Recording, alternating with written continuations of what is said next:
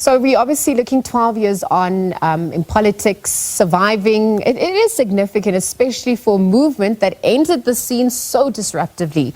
I wonder how you would define the evolution of the EFF since its founding back in 2013. The EFF for me came in and made a huge impact. It's a party that brought vibrancy in the South African body politic. It's a party that came into parliament, and most people underestimated the EFF. But when they came in, they made sure that there is life in parliament. They made sure that they uncompromisingly raise issues that most political parties could not be. Came in, they made sure that there is life in parliament.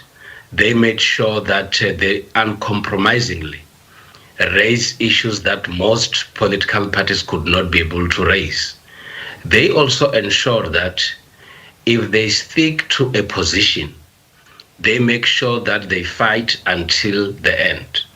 And we've seen the EFF having to make sure that, because it was part of their plan, to ensure that former President Jacob Zuma has to account on many fronts.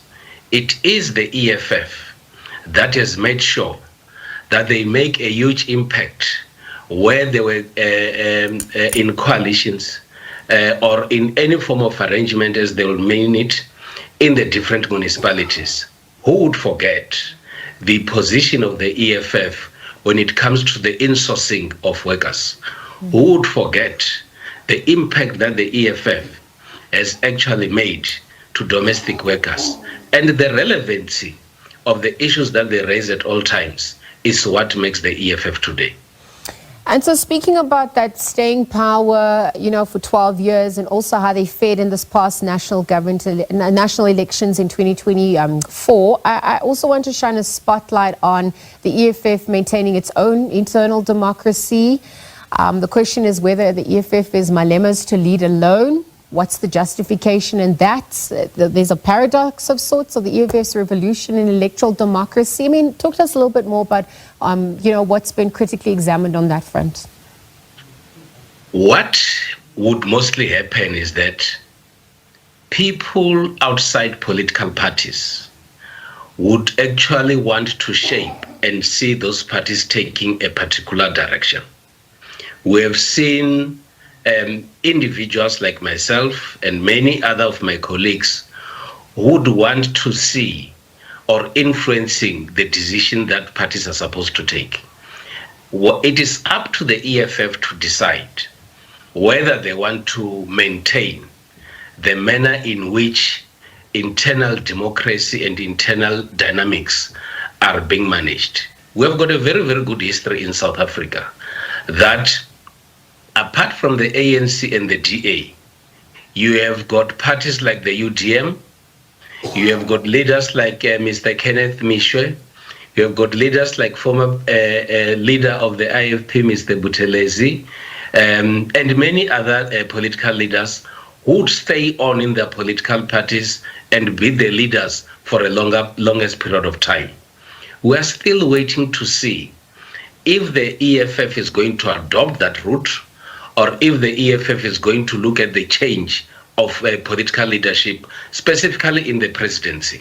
But of course, we've seen the highs of the EFF in the past 12 years, and we've also seen the lows of the EFF. And what, in my view, should be the focus of the EFF is how do they maintain internal party coherency and ensure that they stay relevant and still make an impact in South African politics. Oh, that's a valid point. I mean, beyond ideology and even policies as well. I wanted to look at, the EFF and how it needs to manage its own internal relationships, especially with the people that are left, that it has to work with, the leadership style that's also needed.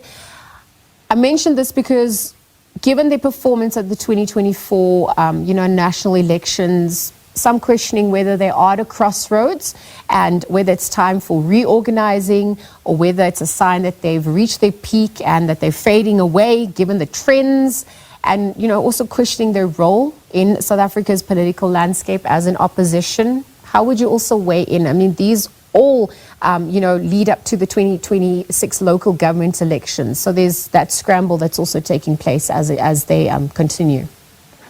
There are some realities that we cannot avoid. People that are in leadership of different political parties are in their nature ambitious. And that has created a situation where in the EFF, some of the leaders had to leave because maybe they felt that they've stayed longer and they cannot be in a position to occupy certain party positions. But also, the decline of the EFF, especially in the previous elections, could be attributed to a number of factors that are known, even within the EFF itself, that the inability of the EFF to ensure that the stamp authority in other provinces should be blamed for that. But the emergence of other political parties that are also contesting for power and also fishing in the same pool as the EFF could have also been a factor that has affected their performance. But I expect the EFF to be able to sit down with the current crop of leadership to redefine their role in the future, and indeed the right period to do so would be how do they approach the 2026 local government elections.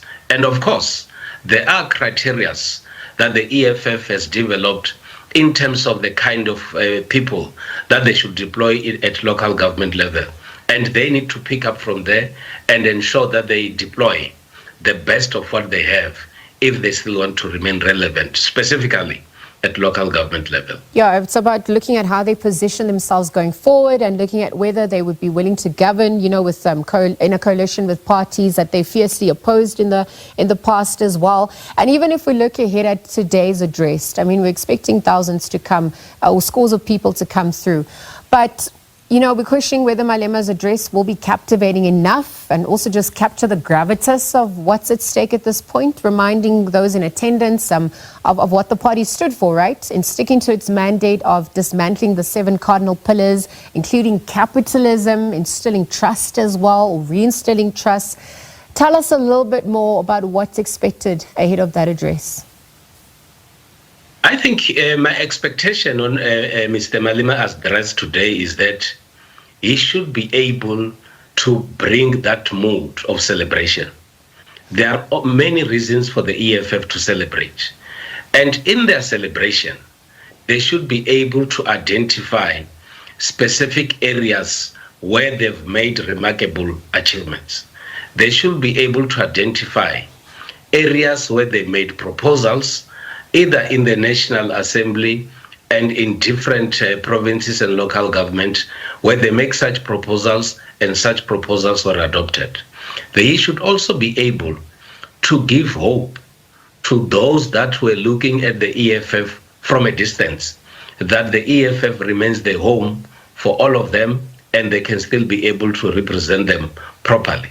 Also, the EFF, in my view, through their leader, Mr. Malema, should also take this opportunity to focus on the 2026 local government elections, to prepare the ground forces, to remind them that with all that they've done in the past 12 years, they can still be able to do more. And indeed, they've got the right people to represent them.